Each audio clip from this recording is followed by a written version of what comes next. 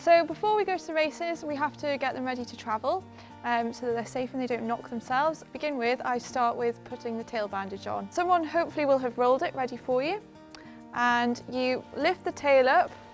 You have about a 20 centimetre length under the tail. You then wrap the first level of the bandage around the tails and wrap it back over itself so that it doesn't slip or ping back. Lift the tail up again, and you've got a tiny little edge here which you pull down, fold down and wrap over the top so again it doesn't slip down as they're travelling.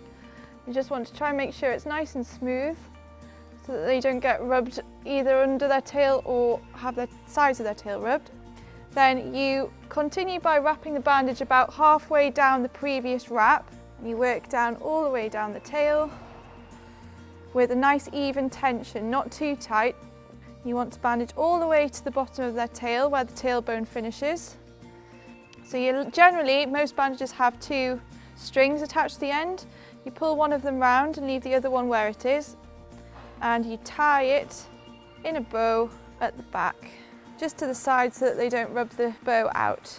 So then once you've finished your bandaging, just make sure that the horse's tail is bent just so that it follows the line of the spine, because you don't want the tail being set straight. After bandaging your tail, you'd go on to bandage your legs. I always start with the front leg. You want to aim to have the knee covered so that they don't bang their knee if they're going to pour in the lorry. You would fold the front of the bandage round over the back and secure it with your left hand.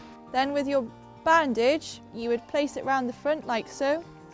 You would then roll the bandage round the far side of the leg until the bandage is then overlapping your first stroke with the bandage. You continue by, similarly before, bandaging all the way to the bottom of the leg. You want to try and make sure that the bandage covers the full circumference of the pastern and the fetlock joint so that you don't have any gaps where they could potentially injure themselves. So then once I've got to the fetlock joint on the front legs, work my way back up like so, finish with the velcro on the outside pointing towards the back.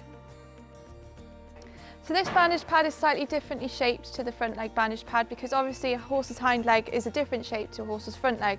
So similarly with the front one, fold the front of the bandage over the back of the bandage so that the front is pointing towards the back. You then place the bandage and your hand on the outside of the bandage to secure it on the outside of the pad, and bandage about halfway down the previous stroke. So you just go around the back of the fetlock joint and come back up, and again just to make sure that it doesn't fall down, you lip the top of the bandage over and bandage over the top of that so that the bandage doesn't fall down. And you want to make sure the tension's nice and even all the way up and down the bandage, and make sure that the velcro is firmly pressed on at the end.